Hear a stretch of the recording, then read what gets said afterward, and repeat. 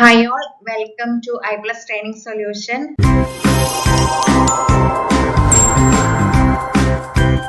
നമ്മൾ physical and chemical changes ഈ ടോപ്പിക്കിൽ നിന്നുള്ള ക്വസ്റ്റ്യൻസ് ആണ് നോക്കാനായിട്ട് പോകുന്നത്. വളരെ എളുപ്പമുള്ളൊരു ടോപ്പിക്കാണ്. അപ്പം നമുക്ക് വേഗം ക്വസ്റ്റ്യൻസ് നോക്കാം.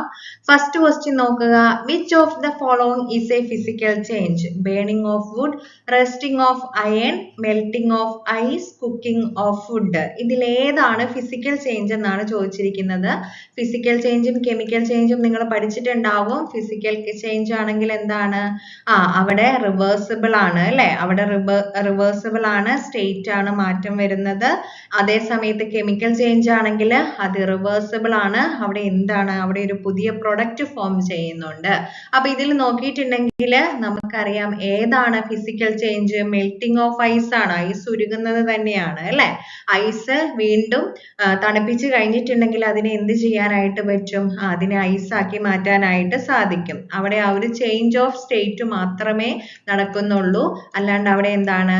അവിടെ ഒരു കെമിക്കൽ ചേഞ്ച് നടക്കുന്നില്ല. ബാക്കി burning of wood, rusting of iron, cooking of food ഒക്കെ എന്താണ്? അത് കെമിക്കൽ ചേഞ്ച് ആണ്. അവിടെ ഒരു പുതിയ പ്രൊഡക്റ്റ് ഫോം ചെയ്യുന്നുണ്ട്. ഇനി നമ്മൾ ഓൾറെഡി ഇപ്പൊ പറഞ്ഞത് തന്നെയാണ്. Resting of ion is a or an irreversible physical change, reversible chemical change, irreversible chemical change, reversible physical change. എന്താണ്? നമ്മൾ ഓൾറെഡി പറഞ്ഞതാണ്. റെസ്റ്റിംഗ് ഓഫ് അയൺ എന്ന് പറയുന്നത്, റെസ്റ്റിംഗ് ഓഫ് അയൺ എന്നുള്ളത് ഇറിവേഴ്സിബിൾ കെമിക്കൽ ചേഞ്ച് ആണ്. അവിടെ അയണ് ഓക്സിജനുമായിട്ട് കൂടിച്ചേർന്ന് അയണിന്റെ ഓക്സൈഡ് ഫോം ചെയ്യുന്നുണ്ട്. അവിടെ ഒരു ന്യൂ പ്രൊഡക്റ്റ് ഉണ്ടാവുന്നുണ്ട്. അതുകൊണ്ട് തന്നെ അത് ഇറിവേഴ്സിബിൾ കെമിക്കൽ ചേഞ്ച് ആണ്. ഇനി a physical change is generally permanent, temporary and reversible. Irreversible always involves change in state. Physical change എന്ന് പറഞ്ഞാൽ തന്നെ നമുക്കറിയാം അതെന്താണ്? അത് temporary and reversible ആയിരിക്കും. temporary and reversible ആണ്. Okay. ഇനി നോക്കുക. Which of the following not a characteristics of a chemical change? Chemical change ന്റെ characteristics അല്ലാത്തത് ഏത് എന്നാണ് ചോദിച്ചിരിക്കുന്നത്. Formation of new substance, change color and temperature, evolution of gas, change in shape only. ഏതാണ് chemical ചേഞ്ചിന്റെ character അല്ലാത്തത്? Shape only, change in shape only അല്ലെ? ബാക്കി formation of new substance chemical ചേഞ്ചിന്റെ ക്യാരക്ടർ ആണ്. Change in colour and temperature chemical change ആണ്. Evolution of gas അല്ലെ? പുതിയൊരു സബ്സ്റ്റൻസ് ഫോം ചെയ്യുന്നത്, അതെല്ലാം കെമിക്കൽ ചേഞ്ച് ആണ്. ഷേപ്പ്, ഇപ്പൊ നമ്മള് ഐസ് മെൽറ്റ് ചെയ്യുമ്പോൾ എന്താണ്? അതിന്റെ ഷേപ്പ് മാറുന്നുണ്ട്. അത് എന്തിന് എക്സാമ്പിൾ ആണ്? അത് ഫിസിക്കൽ ചേഞ്ചിന്റെ ക്യാരക്ടറിസ്റ്റിക്സിന് എക്സാമ്പിൾ ആണ്. ഇനി അടുത്തത് നോക്കുക. Which process prevents rusting by forming a protective layer of another metal? Painting, alloying, galvanization, mixing with silver. അതായത് ഈ ഒരു റസ്റ്റിംഗ് തടയാനായിട്ട് ഒരു മെറ്റലിന്റെ മുകളിൽ മറ്റൊരു കോട്ടിംഗ് നിർമ്മിക്കുന്നതിനെ പറയുന്ന പ്രോസസ്സിന്, ആ ഒരു നിർമ്മിക്കുന്ന പ്രോസസ്സിനെ പറയുന്ന പേരാണ് ചോദിച്ചിരിക്കുന്നത്. എന്താണ്? ഗാൽവനൈസേഷൻ അല്ലെ? ഗാൽവനൈസേഷൻ ആണ് കേട്ടോ. ഇനി അടുത്തത് നോക്കുക. Which of the following is an example of endothermic reaction? Endothermic reaction example ആണ് ചോദിച്ചിരിക്കുന്നത്. Endothermic reaction burning of coal, neutralization of an acid and base, melting of ice cubes, respiration. ഏതാണ് endothermic reaction എന്ന് പറഞ്ഞിട്ടുണ്ടെങ്കിൽ എന്താണ്? Heat absorb ചെയ്യുന്ന reaction. Heat absorb ചെയ്യുന്ന reaction ആണ് endothermic reaction എന്ന് പറയുന്നത്. അപ്പൊ ഇവിടെ ഏതാണ്? ഇവിടെ ബാക്കിയുള്ളതിലെല്ലാം എന്താണ് സംഭവിക്കുന്നത്? ഹീറ്റ് ഇവോൾവ് ചെയ്യാണ് ചെയ്യുന്നത്. അപ്പൊ മെൽറ്റിംഗ് ഓഫ് ഐസ് ക്യൂബ്സ്, എപ്പോഴാണ് ഐസ് മെൽറ്റ് ആകുന്നത്? അതിന് ടെമ്പറേച്ചർ കൊടുക്കുമ്പോൾ, ഹീറ്റ് കൊടുക്കുമ്പോഴാണ് അല്ലെ?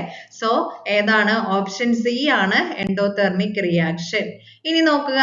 In an exothermic reaction the energy change delta H is positive. Product have more energy than reactant. B negative, product have less energy than reactant. 0, no energy changes, always light energy. ഏതാണ് answer വരിക? അപ്പൊ ഇവിടെ ശ്രദ്ധിക്കേണ്ട കാര്യം എന്താണ്? ഏത് reaction ആണെന്നാണ് പറഞ്ഞിരിക്കുന്നത്? എക്സോതെർമിക് റിയാക്ഷൻ എന്നാണ് പറഞ്ഞിരിക്കുന്നത്. അപ്പൊ എക്സോതെർമിക് റിയാക്ഷൻ ആകുമ്പോൾ അവിടെ നമുക്ക് മനസ്സിലാകും എന്താണ് പ്രൊഡക്റ്റ് ഫോം ചെയ്യുന്നതിന്റെ കൂട്ടത്തില് അവിടെ എന്താണ് ഹീറ്റ് സറൗണ്ടിങ്ങിലേക്ക് പോകും. അതാണ് എക്സോതെർമിക് റിയാക്ഷൻ എന്ന് പറയുന്നത് അല്ലെ. അപ്പൊ റിയാക്ടൻസിൽ ഉണ്ടായിരുന്ന എനർജി എന്ത് സംഭവിക്കും? പ്രൊഡക്റ്റ് ഫോം ചെയ്യും, പ്ലസ് അവിടെ നിന്ന് സറൗണ്ടിങ്ങിലേക്ക് പോവുകയും ചെയ്യും. അപ്പൊ അവിടെ എന്താണ് റിയാക്ടന്റിനെ അപേക്ഷിച്ച് പ്രൊഡക്റ്റിന് എന്ത് കുറവായിരിക്കും? എനർജി കുറവായിരിക്കും. സോ ഏതാണ് ആൻസർ വരുന്നത്? ഓപ്ഷൻ ബി ആണ്, നെഗറ്റീവ് ആണ്. Product have less energy than the reactance. Okay, ഇനി അടുത്ത ക്വസ്റ്റ്യൻ നോക്കുക. Dissolving which substances in water typically result in A decrease in the waters temperature? Sodium hydroxide, calcium chloride, ammonium nitrate, hydrochloric acid. അപ്പൊ നിങ്ങൾ already പഠിച്ചിട്ടുണ്ടാകും endothermic റിയാക്ഷന്റെ ഒരു classic example ആണ്. ഏതാണ്? Dissolving ammonium nitrate. Ammonium nitrate വാട്ടറിൽ dissolve ചെയ്യുന്നത് എന്താണ്? Endothermic റിയാക്ഷന് example ആണ്. അപ്പൊ നോർമലി അത് എന്ത് ചെയ്യും? അത് ഹീറ്റ് അബ്സോർബ്. അപ്പോൾ ഇതൊരു എൻഡോതെർമിക് റിയാക്ഷൻ ആയതുകൊണ്ട് തന്നെ വാട്ടറിലെ ഹീറ്റ് അബ്സോർബ് ചെയ്യും. ഈ അമോണിയം നൈട്രേറ്റ് എന്ത് ചെയ്യും? വാട്ടറിലെ ഹീറ്റ് അബ്സോർബ് ചെയ്യും. അതുകൊണ്ട് വാട്ടറിന്റെ ടെമ്പറേച്ചർ ഡിക്രീസ് ചെയ്യും. അതേ സമയത്ത് സോഡിയം ഹൈഡ്രോക്സൈഡും കാൽസ്യം ക്ലോറൈഡും ഹൈഡ്രോക്ലോറിക് ആസിഡും ഒക്കെ ആണെങ്കിൽ ഡിസോൾവ് ചെയ്യുന്നതെങ്കിൽ അതൊരു എക്സോതെർമിക് റിയാക്ഷൻ ആണ്. അപ്പൊ അത് ഹീറ്റ് പുറത്തേക്ക് വിടുകയാണ് ചെയ്യുന്നത് വാട്ടറിലേക്ക്. അപ്പൊ എന്ത് സംഭവിക്കും? അവിടെ വാട്ടറിന്റെ ടെമ്പറേച്ചർ ഇൻക്രീസ് ചെയ്യുകയാണ്. അടുത്ത ക്വസ്റ്റ്യൻ നോക്കാം. Where is hydrogen gas produced during the electrolysis of water? At anode, at cathode, in the solution, in the power source. അതായത് വാട്ടറിന്റെ ഇലക്ട്രോളിസിസിൽ എവിടെയാണ് ഹൈഡ്രജൻ ഗ്യാസ് പ്രൊഡ്യൂസ് ചെയ്യുന്നതെന്നാണ് ചോദിച്ചിരിക്കുന്നത്. എവിടെയാണ്? അറ്റ് കാഥോഡ് ആണ് അല്ലെ. എങ്ങനെയാണ്? നമുക്കറിയാം വാട്ടറിന്റെ ഇലക്ട്രോളിസിസ് നടക്കുമ്പോൾ ഇത് ഹൈഡ്രജനും ഓക്സിജനുമായിട്ട് അല്ലെ, ഹൈഡ്രജനും ഓക്സിജനുമായിട്ട് വാട്ടർ വേർപിരിയും. അതിനുശേഷം എന്താണ്? OH minus ion. OH minus ion negative charge ആയതുകൊണ്ട് തന്നെ അത് എങ്ങോട്ട് പോകും? ആനോഡിലേക്ക് പോകും. അവിടെ നിന്ന് ഓക്സിജൻ ഗ്യാസിനെ പുറത്തുവിടും. അതിനുശേഷം എന്താണ്? H+ അയോൺ എന്താണ്?